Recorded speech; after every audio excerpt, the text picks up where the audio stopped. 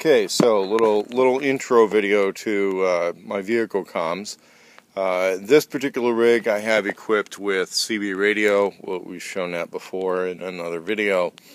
CB radio is generally underutilized in the United States now because so many people use cell phones or HF radios, things like that.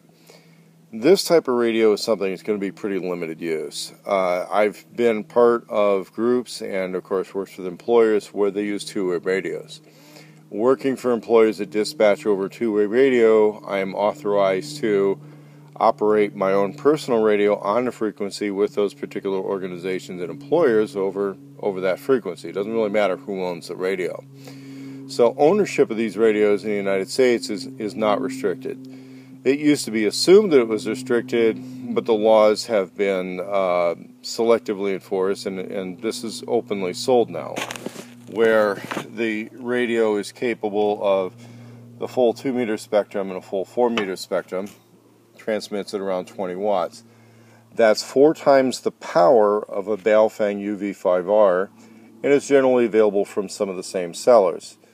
The reason you would go with this is for when you want a more powerful radio, something with a little bit longer duty cycle on it. The Baofeng radios are made for a lot of short-term use. Professional users are going to burn those things out because they're talking all the time. Another way you can stretch the life of your equipment is to go with a vehicle radio, something a little beefier, a little bit larger heat sink in the body, more powerful, and able to use a larger external antenna that's a hard vehicle mount type thing. And that allows you higher performance communication over the types of frequency ranges this thing will use. A lot of the programming for this is going to be pretty tricky, but there is internet forums and information out there along with computer cables so that you can do the full-on programming on this from a radio shop with a computer. And that's generally what you would recommend if you're going to be doing really complex things like the privacy code and deep TMF and all that sort of stuff.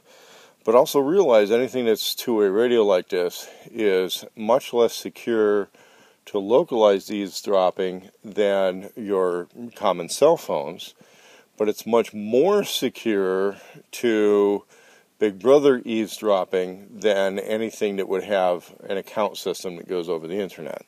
Radio-to-radio transmission, if they don't catch that transmission while it's going on, they're most likely never going to catch it.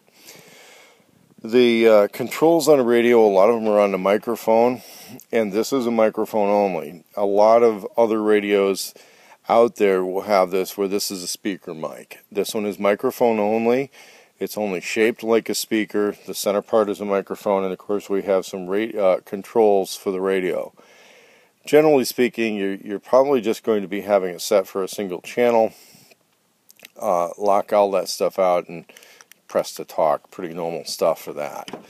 The connector for this is actually an Ethernet connector that's been modified and built to work with the functions of this. So whether or not it's compatible with other makes, models, and brands out there is an issue of dispute and discussion. Apparently it is compatible with some other stuff out there. Other buttons, of course, we've got some buttons on the top of this, so where you mount it is going to matter as far as the visibility of the readout and that sort of a thing. But we're usually looking at something that's programmed on a computer or radio shop. It is 12 volt, so any way that you get 12 volt on these wires, red being positive, black being negative, it comes with kind of a neat little cigarette lighter adapter. Any way you get 12 volt power to this thing, it's going to make it run. Okay. Now there's no built-in antenna. There's a antenna plug bracket or plug point that works with these CB antennas.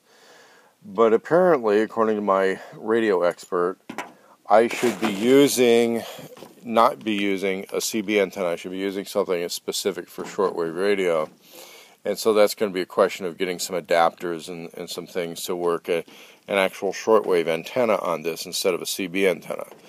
What I'm told is that using a CB antenna on this will work, but it shortens the life of the radio. This one is made to work off of an external power source. There's no way this takes its own internal battery. The frame, it works as a heat sink, so that it would have a much higher duty cycle than, let's say, a Baofeng UV5R, which is a very popular two-way radio in a survivalist and prepper crowd. One of the things, if you do go with a remote or under dash mounting, or perhaps even have this inside of a pack or a bag, make some sort of a man pack radio out of it, you can run external speaker through this plug right here. And I suspect that when this thing is, you're setting up in programming mode, then some of that interface is there. The hardware you get your little screws and bolts hardware for doing some of this mounting. I think there's another little baggie of screws. That's not thumb screws, so you'll take a screwdriver to get this on and off the bracket if you put it in a vehicle, but it's perhaps not all that necessary. This thing's relatively heavy duty, relatively compact, and depending on your situation, whether you want to be clandestine or covert or something like that, it's compact enough that you could put it in a hidden location and then just have the microphone coming out, and then have the microphone detached, and nobody would even really know where that thing attaches. But there's no readout on the microphone, so that's one of the differences between a higher end and low end radio. Owner's manual, a little tricky. It's a little tricky because part of it is the language and some of that stuff. One of the things we found out is to comply with Chinese law. A lot of these radios have a remote kill function, which means that the programmer, the master programmer, can remotely disable the radio in order to prevent unauthorized usage. So this would be one of several methods of communications in a communication suite in your vehicle. Probably not your only one. You probably still want to have some cell phones, you still want to have your handhelds, you still want to have your CB radio, but this is going to allow you to maintain communication with more diverse groups of people that are using different types of communication. It is capable of functioning on the FRS and GMRS channels, but it takes some tricky programming to get that done, and that's something that doing it manually would take a while, but you can do it.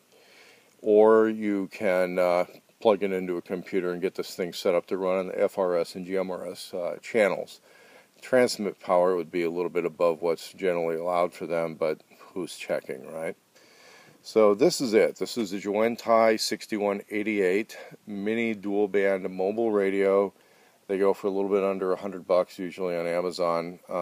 I've seen them as high as like 130, 140. Well worth it, considering that the next step up is probably going to be a $700 Yaesu. And what I'm doing is a budget survival vehicle build. I don't want to be heavily invested in a vehicle that could, it's going to be taken in harm's way. I'm just not going to invest heavily in that. But I do want to enhance all of the capabilities that can be enhanced. And I want it to be a NITO type thing that's going to last for a while and be there when I need it. So this is basically the setup right here, and this is a Nagoya dual band antenna right here. It kind of screws onto this little extender thing with the wings, and the kit for these came with extras of these in case they kind of snap off or something happens to them. But it's supposed to make the antenna work more efficiently. I had to drill this out to modify it, and on the CB type stuff, there's a plastic liner in there to keep that isolated. On the ham radio, there is not. So it's a question whether it's grounded or ungrounded. I guess one of the big issues between whether stuff should be used with ham radio or CB.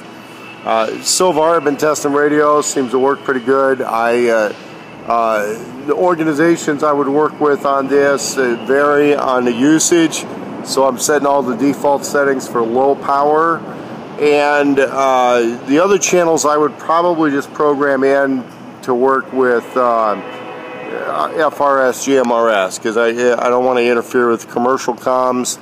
But if I work with somebody, we're going to show some other videos, you break out the frequency counter, you figure out what channels are on, you can program this thing to match.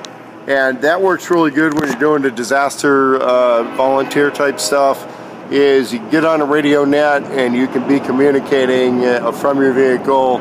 It takes some time and skill to get this stuff together. No, it is not easy, and we'll be working on it some more.